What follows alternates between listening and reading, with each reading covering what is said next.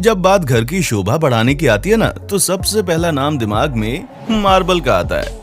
आज हम ताजमहल की जो खूबसूरती देख रहे हैं वो भी सफेद संगमरमर का ही कमाल है। आप में से अधिकतर लोगों के घरों में मार्बल लगा होगा, जो आपके घरों को एक अलग ही लुक देता होगा।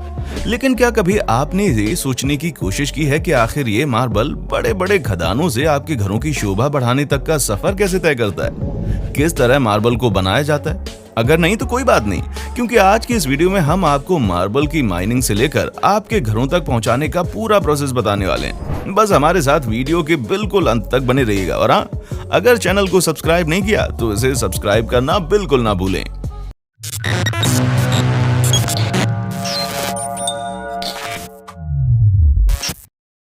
दोस्तों, हम वीडियो शुरू करें उससे पहले हम आपको बता दें कि भारत में राजस्थान, मध्य प्रदेश और बेंगलोर के मार्बल को अच्छा माना जाता है और यहीं से पूरे भारत में मार्बल की सप्लाई होती है।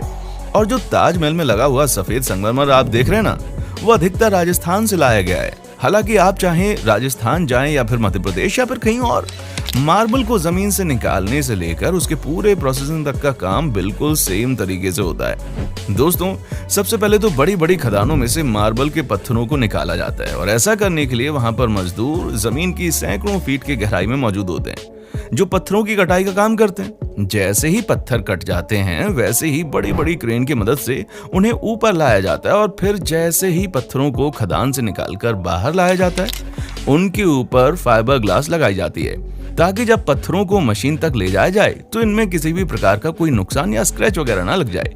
इसीलिए पूरी सेफ्टी के साथ पत्थरों को खदान से निकालकर मशीनों तक ले जाया जाता है। प्रोसेसिंग यूनिट पर पहुंचने के बाद पत्थरों को मशीन के ऊपर रखा जाता है। मशीनों में काफी बड़ी बड़ी ब्लेड लगी होती हैं, जो पत्थरों को काटने का काम करती हैं। आप देख सकते हैं कि कैसे ये विशालकाय मशीन बड़े से बड़े पत्थर को काटने का काम कर रही है। पर हम आपको बता दें कि पत्थरों की कटिंग का ये जो काम है ना, ये किसी साधारण चीज से नहीं होता, बल्कि हीरे यानी कि डायमंड की मदद से मार्बल की कटिंग की जाती है। असल में दोस्तों, हीरा सबसे ठोस धातु है, इसीलिए मार्बल के इन पत्थरों को अगर बिल्कुल सटीक तरीके से काटना है तो हीरे से अच्छा कोई विकल्प नहीं हो सकता। और पत्थरों को काटते समय जब हीरा घिस जाता है तो नया हीरा लगाना पड़ता है और इसीलिए पत्थरों की इस कटाई में सबसे महंगा जो खर्चा आता है वो हीरे का ही आता है। आप देख सकते हैं कि कैसे ये बड़ी बड़ी ब्लेड इन पत्थरों को एक साथ बिल्कुल एक जैसे साइज में काट रही हैं। एक बड़े पत्थर को काटने के लिए करीब 10 से 12 घंटे का समय लगता है, तब जाकर पत्थर से मार्बल के पतले पतले पीसेस निकल कर आते हैं जो घरों वगैरह में लगते हैं। और मशीनों से ये जो पानी गिरता हुआ आप देख रहे हैं ना, ये लगातार पत्थरों को साफ करने के साथ साथ इसकी कटाई में मदद करता है। लेकिन इसका ये मतलब नहीं है कि ये सारा पानी बर्बाद हो रहा है, बल्कि जहां कहीं भी पत्थरों को काटने का काम होता है वहां पर वाटर प्यूरिफायर लगे होते हैं, जो बहुत ही बड़ी संख्या में इस इस्तेमाल हुए पानी को प्यूरिफाई करके वापस से इस्तेमाल के लिए भेज देते हैं। हालांकि पहले पत्थरों की कटाई में जब पानी का इस्तेमाल होता था तो काफी लार्ज क्वांटिटी में पानी की बर्बादी देखने को मिलती थी, लेकिन अब प्यूरिफायर लगा दिए जाते हैं ताकि पानी कम से कम बर्बाद हो। अब पत्थरों के कटने के बारे में तो आपको पता चल गया कि इन्हें किस तरह से काटा जाता है, लेकिन जब पत्थर पतले पतले पीसेस में कट जाते हैं तो इन्हें निकालकर एक एक पीस को अलग कर दिया जाता है। जैसा कि आप देख ही रहे हैं, ये वर्कर्स इस कटे हुए पत्थर के एक एक पीस को आगे के प्रोसेस के लिए ले जा रहे हैं। आगे ले जाने के बाद इन पत्थरों को जमीन पर बिछा दिया जाता है और इनके ऊपर पानी डालकर ये चीज चेक की जाती है कि कहीं पत्थर में बीच में कोई छेद वगैरह तो नहीं है। जहां कहीं भी अगर छेद हो तो पानी जमीन पर नीचे गिरने लगता है। जिस जगह पर छेद होता है वहां पर केमिकल लगा दिया जाता है ताकि मजबूती बनी रहे। केमिकल लगाने के बाद पत्थरों को 10 से 12 घंटे के लिए सूखने के लिए छोड़ दिया जाता है।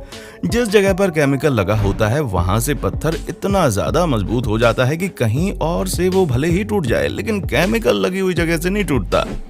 केमिकल लगाने के बाद जब पत्थर की पूरी मजबूती हो जाती है तो इन्हें परफेक्ट आकार दिया जाता है।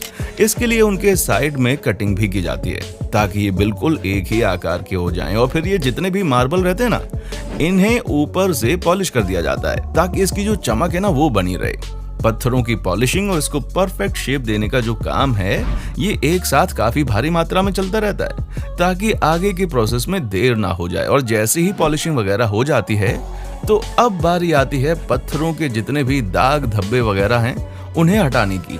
कटिंग वगैरह के दौरान जब पत्थरों पर कोई स्क्रैच या फिर दाग लग जाता है, उन्हें हटाकर नया बनाना बहुत जरूरी है।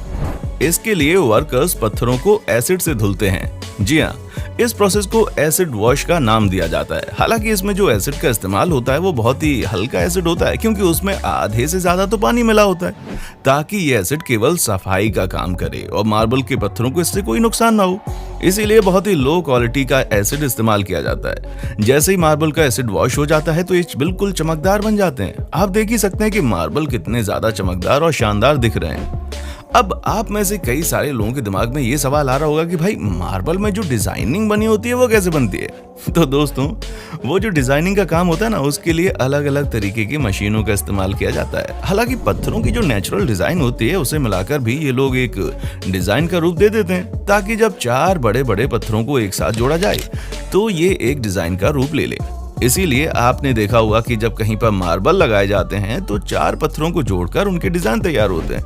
हालांकि कुछ मार्बल ऐसे होते हैं जिनके हर एक पत्थर में अलग अलग तरह के डिजाइन बने होते हैं। वो काम मशीनों द्वारा होता है, लेकिन जो 4 पत्थरों को जोड़कर डिजाइन बनाने का काम होता है ना, वो इन्हीं बड़ी बड़ी फैक्ट्रीज में होता है, क्योंकि ये बहुत ही बेसिक सी चीज होती है।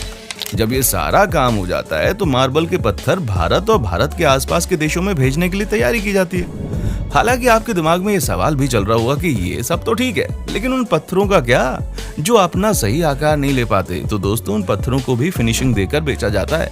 हालांकि बस बात इतनी सी है कि उनका रेट बहुत ही कम होता है, क्योंकि जब उन पत्थरों को जोड़ा जाता है तो किसी भी प्रकार की डिजाइन नहीं बन पाती, और ना ही ये छोटे मोटे पत्थर दूसरी मशीनों में डिजाइन बनाने के लिए दिए जाते हैं। इसीलिए इन्हें फिनिशिंग देकर ही कम दाम में बेच दिया जाता है, जिसका इस्तेमाल अलग अलग तरीकों से होता है।